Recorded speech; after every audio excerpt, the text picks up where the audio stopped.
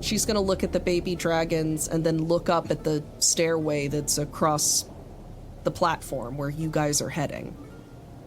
I can't let you through, though. It would be okay if you turned around and left. I don't think we can do that either.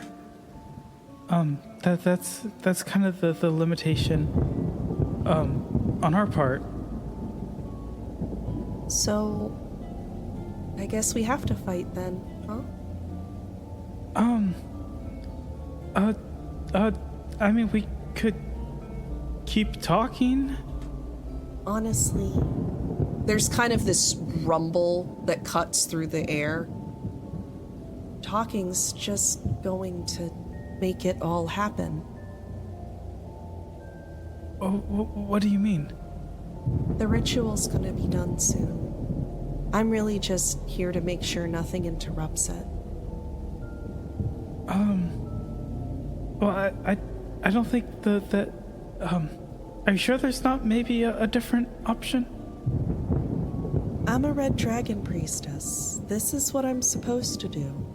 I'm supposed to make it so that my friends win and you guys lose. And we're not friends, Oza.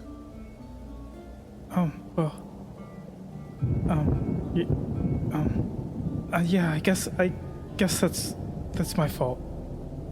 I know it's not gonna be enough, but I'm very sorry for what happened last time.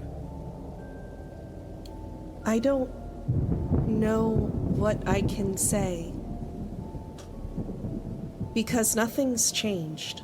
And I'm happy that you apologized, but that doesn't undo everything. And that unfortunately also doesn't undo that we're enemies. And that I can't let you pass. And I don't want to fight you. So if you just turn around and leave, I won't have to. It's going to be at this moment, Koza, that you are going to start hearing the rumblings behind you of people ascending the stairs behind you. Does it look like there's any way I could, like, distract her to make an opening or something? What are you thinking? I don't know, her attention's on me, right? Yes, she is looking at you, but your friends are coming up from behind you. Okay, so if I started like shuffling to the side, If you do it while talking, the likelihood that she's not going to think much of it is pretty high. Okay. Yeah, so I'm gonna start kind of shuffling off like sideways, and I'm gonna like hold my hand behind me and sort of point in the other direction so that my compatriots can see. All right, I'm going to have both Johannes and Solinar roll perception on this one to make sure that they pick up on that sign. Are you sure that's what you want to have Solinar roll? I got 15. 17 minus 2. So Solinar's not going to notice, but Johannes decidedly will. Yeah. So Johannes, what are you going to do? I'm noticing this. Hey, Solinar. Solinar quite nearly bowls through Johannes. Yeah, as I do an e-brake stop. Johannes, we need to get upstairs so that we can finish this. Look at Koza's back. He's doing a thing. He's being sneaky, like you would usually be. Solinar glances over at Koza momentarily, then glances at the situation, and then looks at Johannes and is like, so what? I don't know, something's going on. Let's do a quick observe, and then we make a plan. We don't have time for observation and planning.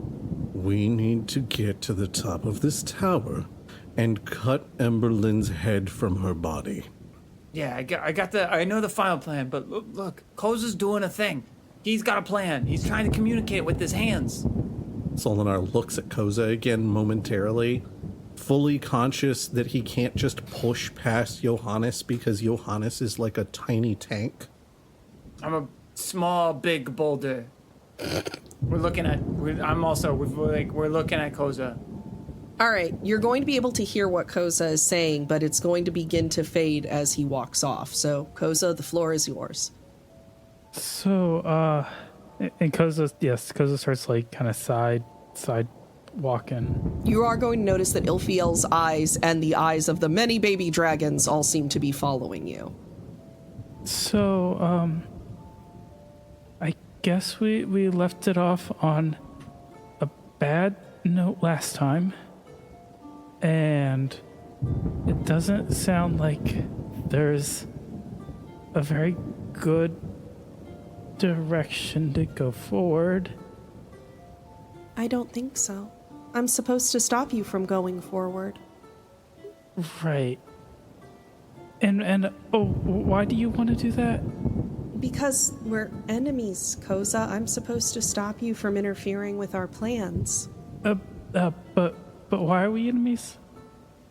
Because you're trying to bring back the metallic dragons. Okay, but like, I'm sorry to keep talking like this, but like, but why is that a problem? Because the metallic dragons and the chromatic dragons are sworn enemies. I'm a red dragon priestess. We have talked about this. Right. But also, I feel like we didn't get anywhere. Because there's nowhere to go, Koza.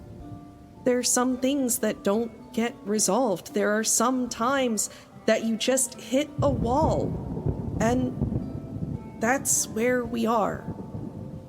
We've hit a wall, and there's not really anything to do about it. And I'm sad about it, but it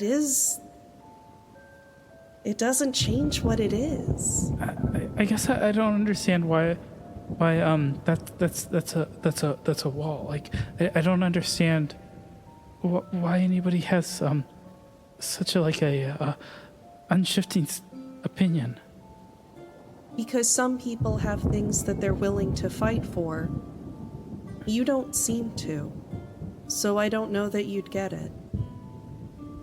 I'm willing to fight to protect the people I care about. I'm willing to fight for my friends and for my dragon, for my town, for my family. There's a lot that made it so that I'm standing here. And I'm willing to fight to protect it. Just because I'm willing to do it doesn't mean I want to do it. But you don't have anything you're fighting for, which is why you can just turn around and leave. Do you really think that's true about me? I do. Yeah. I know we didn't know each other very long, but I like to think we were honest with each other.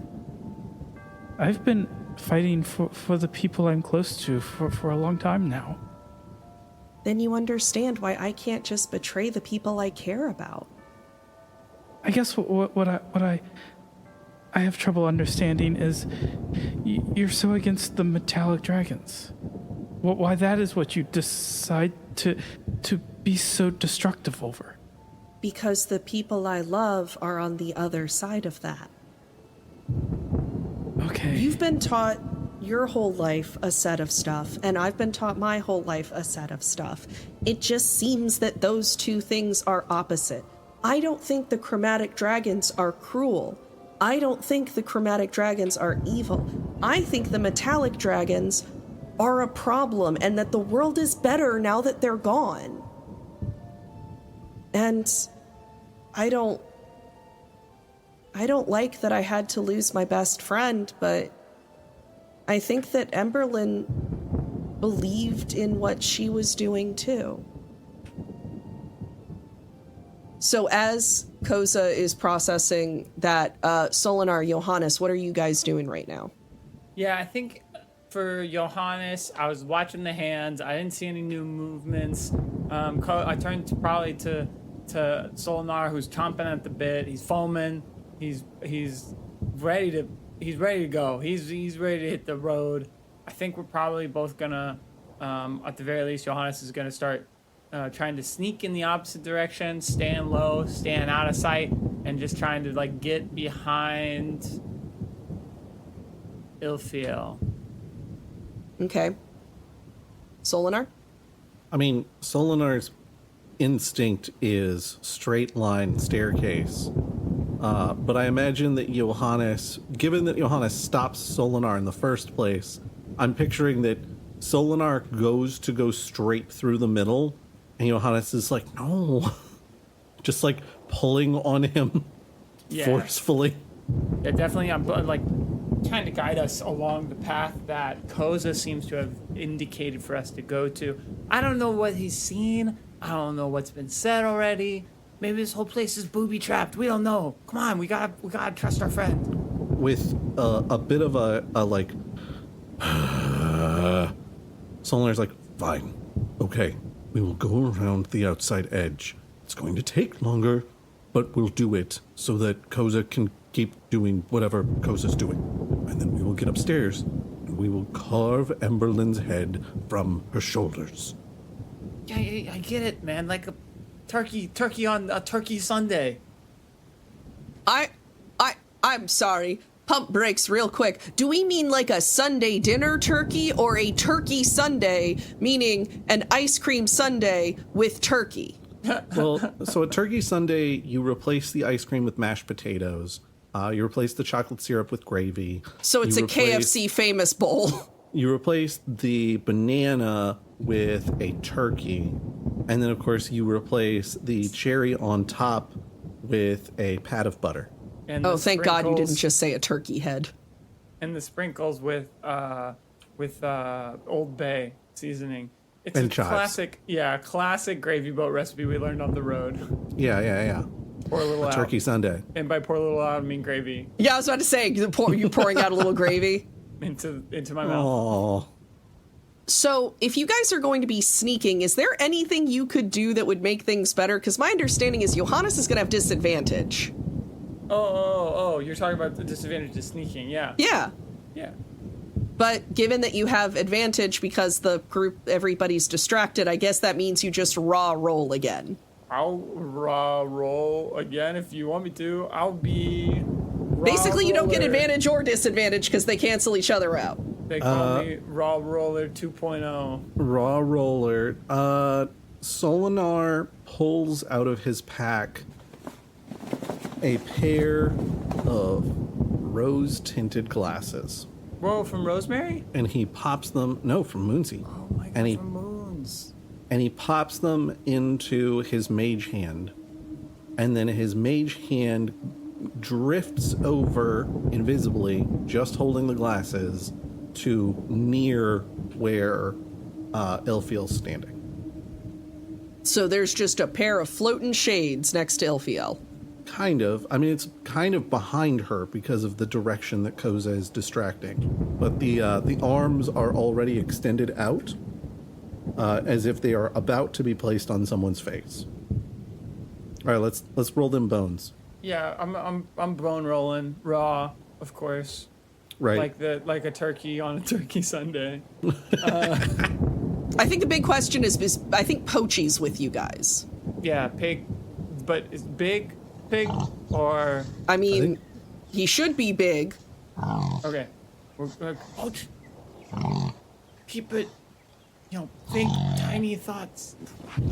As you say that, Pochi is going to begin to shift and change until his saddle slips off quietly, and standing in the space is the small pig you are used to. Yeah, grab the sandal, grab the pig, grab the sandal.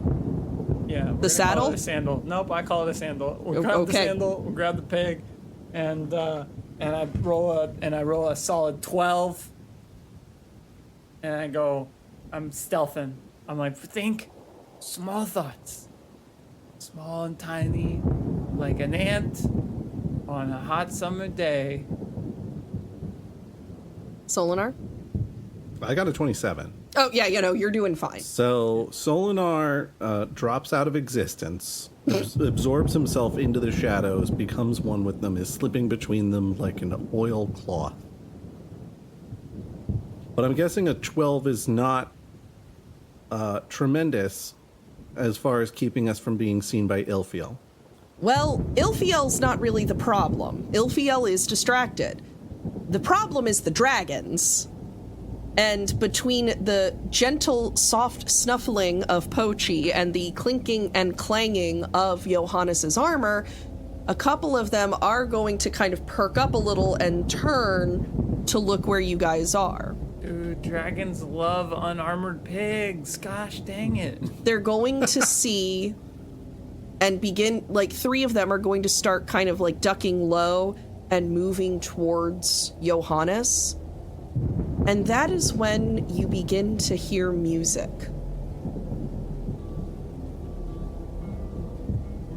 The dragons that approach you begin to kind of slow their pace. Their eyes get heavy before they curl up like little cats and fall asleep. Does Pochi fall asleep too? Pochi is also asleep now. Oh, Alex, can you give us some big snores? Hell yeah. So, Koza, you can see as you're having this conversation with Ilfiel, both your friends beginning to sneak around the space that you have made for them. You see Solinar blend into the shadow. You see Johannes pick up Pochi and try unsuccessfully to sneak. You see the dragons approach him and begin to fall asleep. You see the glasses floating next to Ilfiel. You just need to keep her distracted a little longer, unless you have another aim. Does it look like they're about to attack Ilfiel? Solinar and Johannes? Yeah. That's, does it? I mean, not unless floating sunglasses are a sign of aggression. Dude, bro, you floating your sunglasses at me? You dare to float your sunglasses at me, you cur, you knave? On Muscle Beach? I've already got my own pit vipers. So I'm gonna take from that probably not. No. Okay. Then Should we? I didn't see anything in the hand signals that said, like, go get them, boys. yeah, I'm gonna keep on keep on talking. Okay. I guess what I don't understand is you think I'm not fighting for anything, but I am fighting. I'm fighting for my friends, and they believe that, and you know, I think I believe too that this world of only chromatic dragons is one where where there's people who make decisions for you and decide what you're gonna want, and I don't want that world, and I guess I don't understand why you do, especially when it's going to cost you your friend. She looks down for kind of this moment, and you can see this sort of fight on her face. No, Emberlyn said that this is what she wanted, and I want to do what she wanted to do.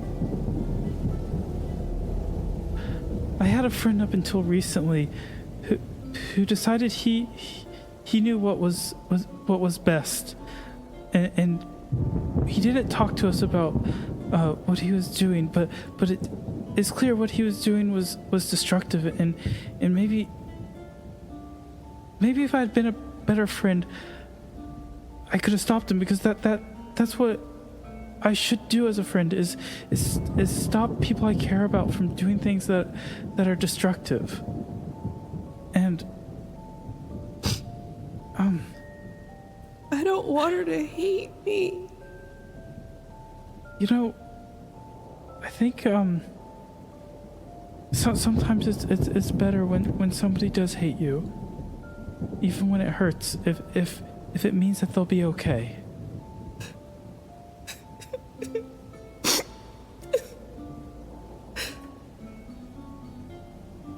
Ilfiel is going to sort of lift up her hand and start rubbing her palm and the back of her hand on her eyes, trying to get away, but the floodgates have kind of opened. You can hear her sniffling.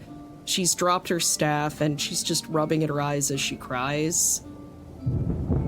Not only is now the chance for Johannes and Solinar to cut across, now is your chance as well. Koza looks clearly like super uncomfortable. Like, oh god, this person is being emotional in front of me, and I was being emotional, and doesn't know what he's doing, but he in his gut, he kind of has this, like, he just knows, like, it would be extremely, like, shitty of me to leave right now. So he's going to stay there. He's going to be just like, he's going to be standing there pretty awkwardly, but he's not going anywhere. Would you like to go talk to your friend? I don't know if it's not too late. Well, it's only going to be too late when it's too late. And you'll know when it's too late because it'll be too late. And you don't know that yet, so now's the time. Yeah. Yeah. It's not too late until it's too late. She's going to nod. Let's go.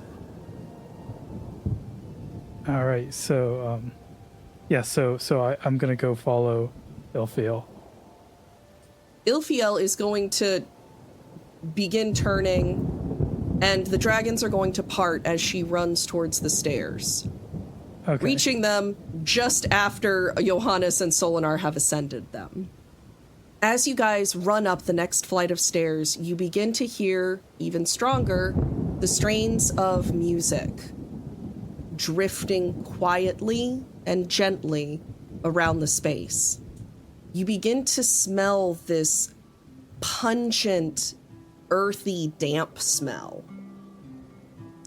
And you feel, before anything else, your foot squish into the floor of the next platform, which is overgrown with thick, damp moss. The center of it sits a stump,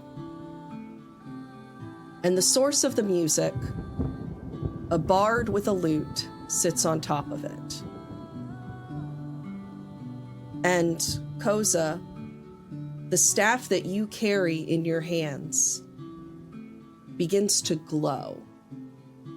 You can feel the presence of the Queen of Spores in this place.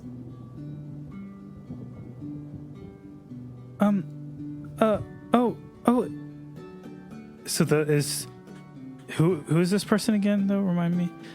So you feel the Queen of Spores, and you hear the Queen of Spores, and you see a very familiar bard sitting on the stump in the center of this platform. Sitting on a stump in the center of the platform.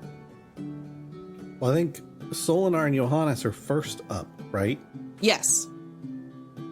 So Solinar still angry, but at this point winded from like all of the running and stair climbing and running and stair climbing and now sneaking and more stair climbing, gets up to the top and is just what? Wait, what are... No. You shouldn't be here. No, you should not be here. What are you doing here? Playing music? This whole tower is a arcane ritual site that's about to be a very bad scene for everyone involved. And hey, Melody, I'm so glad you're here. Hi, Johannes. I know. Wait, I'm looking at Solinar. I'm thinking of the situation. You should not be here. Yeah, I am happy you're okay. It's good to see you generally. I wish I wasn't seeing you here right now. I snuck in with Mother's retainer. I knew you guys were going to be up at the top of the spooky, terrifying Vortex Tower, and I figured I could help. You've got such a good eye for story and narrative. Of course you figured out. I mean, you really need to not be here. We gotta get you out of here. I don't intend to join the fray, Solinar, but I figured by the point you'd be here, you might need a little pick-me-up. At the mention of I joined Mother's retainer, Solinar looks back out over the city, realizes that one of the banners is Ilorin's, and then, mouth agape, just like slowly turns back to Melody. What? Mom's here too? Yeah. No. I've already, no. No, she is here. There's not really a way to fix that. Both of you should not be here. This is a very dangerous place full of lots of people who are going to do a lot of damage, I think, to the city almost immediately. Which is why we wanted to help you. Oh, Solinar, could you, for just 5 minutes, maybe, consider that people do care about you and would want to help you specifically?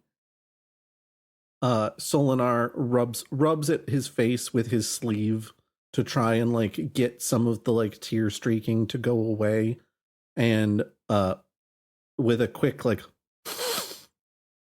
he goes, okay, so listen, I just found out that I lost a friend, and I am really not in a good place for the concept of losing anyone else, which is why I need to get to the top of the tower and stop the ritual and kill the person who is probably leading the ritual and just like hopefully save everyone as quickly as possible. And I'm again, it is nice to see you, but I'm so worried about what happens if you're here and things go really sideways. That really worries me a lot.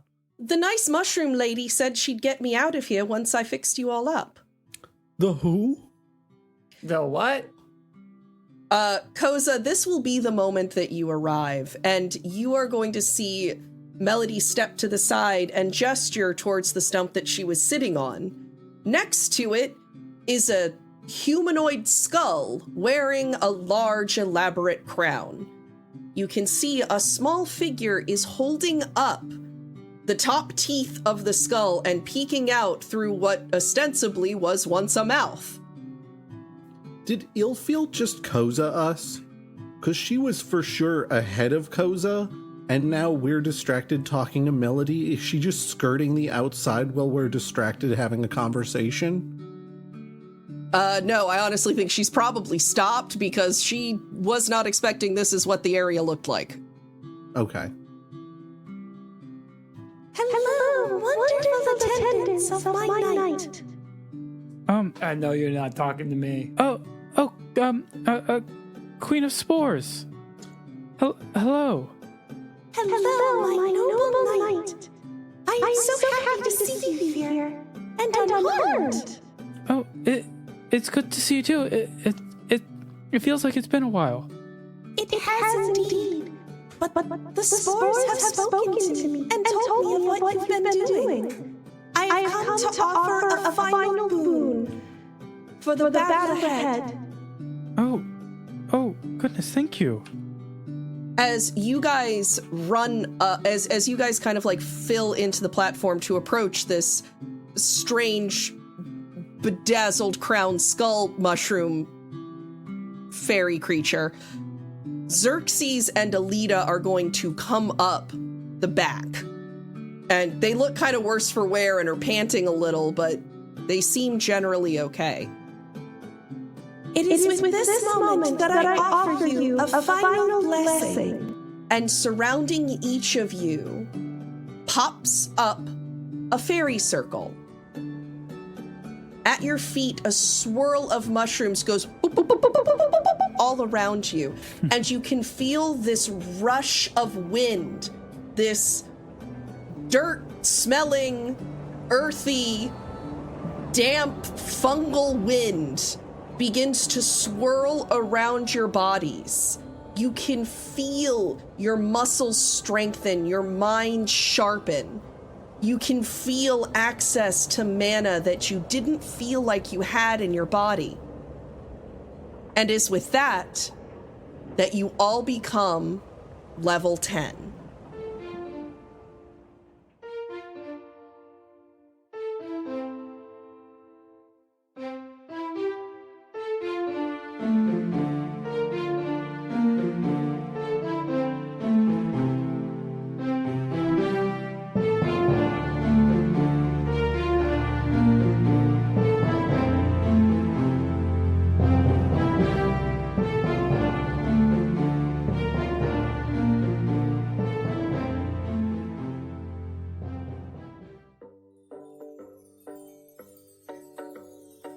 Quid Pro Roll is a co-production of Alpha Comics and Games with Goblins and Growlers.